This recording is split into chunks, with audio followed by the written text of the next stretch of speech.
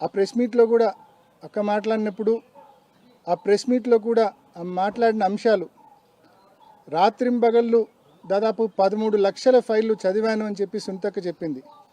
అవన్నీ చదివి నేను ఫర్దర్ ఇన్వెస్టిగేషన్ అడిగాను, కానీ నా సాటిస్ఫాక్షన్ కొద్దీ ఫర్దర్ ఇన్వెస్టిగేషన్ జరగలేదు అని చెప్పి సిబిఐని విమర్శించే ప్రయత్నం చేసింది. పరోక్షంగా కోర్టును కూడా విమర్శించే ప్రయత్నం చేసింది. నేను ఈ సందర్భంగా అడుగుతా ఉన్నా, 13 లక్షల ఫైల్స్ మీరు చదివారు కదా, అన్నింటికంటే ముఖ్యమైన ఫైల్స్ మోస్ట్ ఇంపార్టెంట్ థింగ్స్ ఏంటివి వీటిలో? దస్తగిరి ఇచ్చిన స్టేట్మెంట్స్, A4 దస్తగిరి ఇచ్చిన స్టేట్మెంట్స్, అప్రూవర్గా మారిన దస్తగిరి ఇచ్చిన స్టేట్మెంట్స్, తర్వాత వాళ్ళ డ్రైవర్ అంటే చనిపోయే రోజు వివేకానంద రెడ్డి గారి దగ్గర డ్రైవర్గా పనిచేసిన నీరుగట్టి ప్రసాద్ స్టేట్మెంట్స్, అదేవిధంగా ప్రతిరోజు రాత్రి వివేకానంద రెడ్డి గారి దగ్గర ఆయన ఇంటి బయట పడుకునే పండింటి రాజశేఖర్ స్టేట్మెంటు, అదేవిధంగా వివేకానంద రెడ్డి గారి సెకండ్ వైఫ్ షమీం గారి స్టేట్మెంట్స్. ఇవి ప్రధానమైనవి. మరి 13 లక్షల ఫైల్స్ మీరు చదివారు కదా, అత్యంత ప్రధానమైన ఈ 4 స్టేట్మెంట్స్ మీరు చదివారా లేదా అని చెప్పి నేను క్వశ్చన్ చేస్తూ ఉన్నా. ఒకవేళ చదివి ఉంటే మీరు ఈ కోణంలో ఫర్దర్ విచారణ అడిగి ఉండాల్సింది కదా.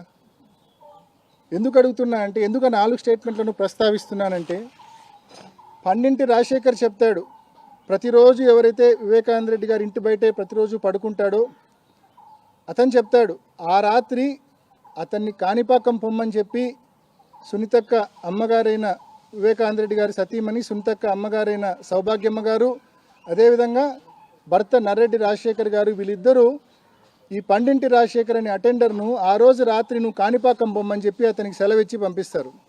ఎందుకు ఆ రోజు రాత్రి మీరు సెలవిచ్చి పంపించడం జరిగింది? నెంబర్ 1.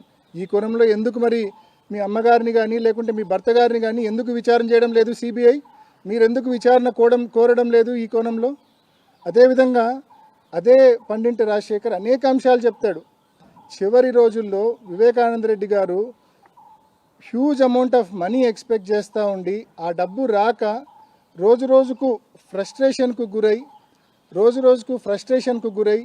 ఎక్కువ డ్రింక్ తీసుకొని స్టెప్స్ పైన పండుకుంటే ఆయనను మోసుకొని వెళ్ళి బెడ్ మీద పండబెట్టేవాడిని అని చెప్పి పండింటి రాజశేఖర్ అని అటెండర్ స్టేట్మెంట్ ఇస్తారు. నేను ఆ స్టేట్మెంట్స్ అన్నీ కూడా ఇప్పుడు మీతో షేర్ చేస్తాను. నా దగ్గర అన్నీ ఉన్నాయి. మీకు ఇప్పుడు ప్రెస్ మీట్ అయిపోయిన తర్వాత మీకు అన్నీ కూడా షేర్ చేస్తాను. సో అంత క్లియర్గా ఆ అటెండర్ చెప్తాడు. అంతేకాకుండా ఆ డబ్బు కూడా డైమండ్స్ సేల్స్ రూపంలో లేకుంటే ల్యాండ్ సెటిల్మెంట్ రూపంలో రావాల్సి ఉన్నింది. అప్పటికే దానికోసం వివేకానంద రెడ్డి గారు కొంచెం డబ్బులు ఖర్చు పెట్టారు. ఆ ఖర్చు పెట్టిన డబ్బు పోయింది, రావాల్సిన డబ్బు రాకుండా పోయిందన్న బాధతో ఆయన ఎక్కువ డ్రింక్ తీసుకునే వాళ్ళు, అందరిపైన కోపపడే వాళ్ళని కూడా ఉంది.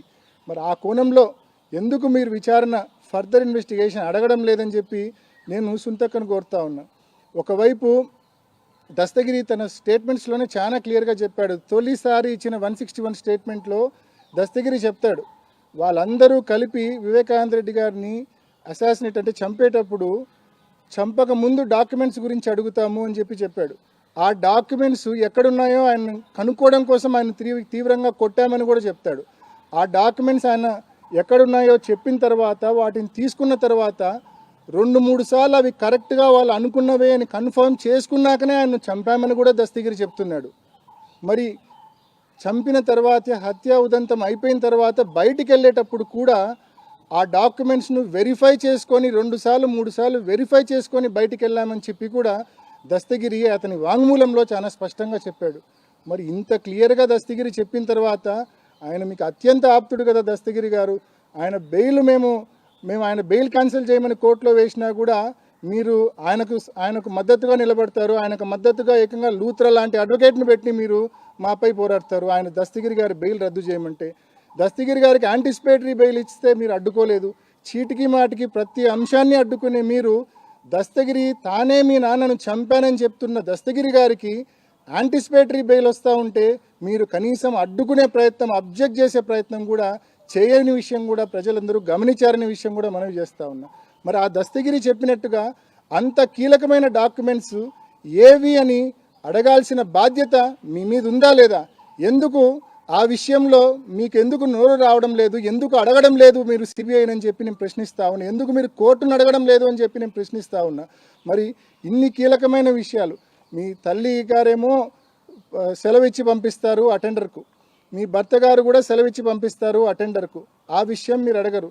కీలకమైన డాక్యుమెంట్స్ ఏదైతే డాక్యుమెంట్స్ దోపిడీ ఆ రోజు రాత్రి హత్య జరిగేటప్పుడు జరిగిందో వాటి గురించి మీరు ప్రస్తావించరు. ఇర్రిలవెంట్ ఇష్యూస్ అన్నీ కూడా మాట్లాడి హైలీ రిలవెంట్ ఇష్యూస్ను పూర్తిగా డంప్ చేసే, అంటే పూర్తిగా పక్కదారి పట్టించే కార్యక్రమం ఇన్నాళ్ళు మీరు చేశారనేది వాస్తవం అనే విషయం మీ అందరికీ మనవి చేస్తూ ఉన్నా. ఆ రోజు అవినాష్ రెడ్డి గారు వాళ్ళ అనుచరులు కలిసి ఎట్లా అప్పుడు పోలీసులు దబాయిచ్చారో మళ్ళీ ఇప్పుడు అదే కనిపిస్తుంది. అదే కదా, ఆ తర్వాత మళ్ళీ మరుసటి రోజు నారాసుర రక్త చరిత్ర అని పెట్టారు. అది నన్ను నమ్మించారు. ఆ రోజు సాయంత్రం నా పక్కన ఉండి ఇట్లే ఒక మీడియాను అడ్రస్ చేస్తూ ఇది టీడీపీ వాళ్ళే చేయించారు అని చెప్పారు. అది నేను నమ్మాను.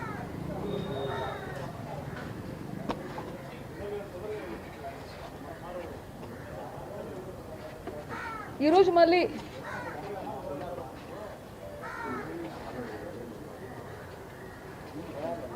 సురేష్ అంటే సంటి మా బంధువే, ఆయనకు దెబ్బలు తగిలాయని బాధపడుతున్నారు. ఆ రోజు మీరే చేయించినట్లు ఈ రోజు చేయించుండరు అని నేను ఎందుకు అనుకోవాలి? నాకు తెలియదు. నాకు అన్ని ఒకే విధంగా ఉన్నాయి. ఆ రోజు మీరే చేయించారు, మళ్ళీ ఈరోజు కూడా మీరే చేయించుండొచ్చు కదా. మీరే రెచ్చగొట్టి అందరినీ రెచ్చగొట్టి చేయించేలా చేసిండొచ్చు కదా. మళ్ళీ ఇంకొకరి మీద బ్లేమ్ వేయడం. ఈ 6 ఏళ్ల పోరాటం, నా పోరాటం ఎందుకు ఈ 6 ఏళ్ళు? ఇటువంటి సంఘటనలు జరగకూడదు అని. తప్పు ఎవరు చేసినా శిక్ష పడాల్సిందే. చిన్నైనా పెద్దయినా తప్పు చేస్తే శిక్ష పడాల్సిందే. ఆ రోజు చేసిన దానికి ఇంతవరకు ఎవరికి శిక్ష పడలేదు. అట్లా లా అండ్ ఆర్డర్తో పోలీస్ దగ్గర శిక్ష పడలేదు, కోర్టులలో శిక్షలు పడలేదు, ప్రజా తీర్పు లేదు. ఇది కంటిన్యూ అవుతూనే ఉంది. ఇది ఆగాలంటే ఎట్లా? తప్పు చేస్తే తప్పు అని చెప్పే ధైర్యం ఉండాలి.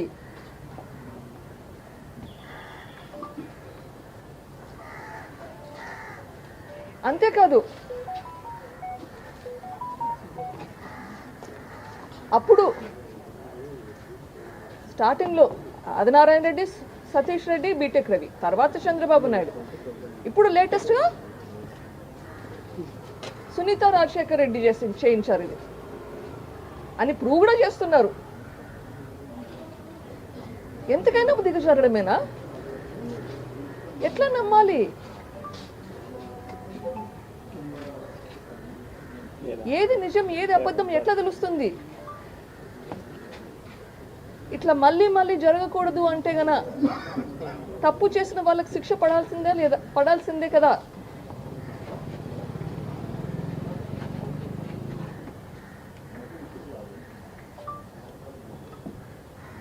నాన్న నాకు మళ్ళీ రాడు. ఇట్లా మళ్ళీ ఇంకొకరికి జరగకుండా ఉండాలంటే తప్పు చేసిన వాళ్ళకి శిక్ష పడాలి.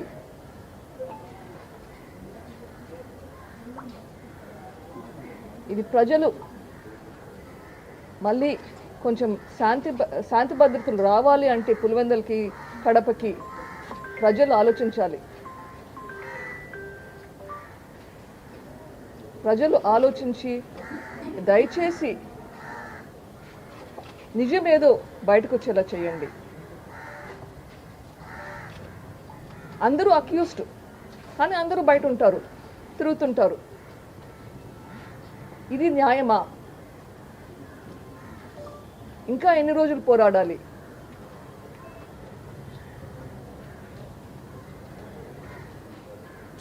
ఈరోజు ఎస్పీ గారితో ఇదే ఆవేదన వ్యక్తం చేశాను. ఎట్లా మనకి మన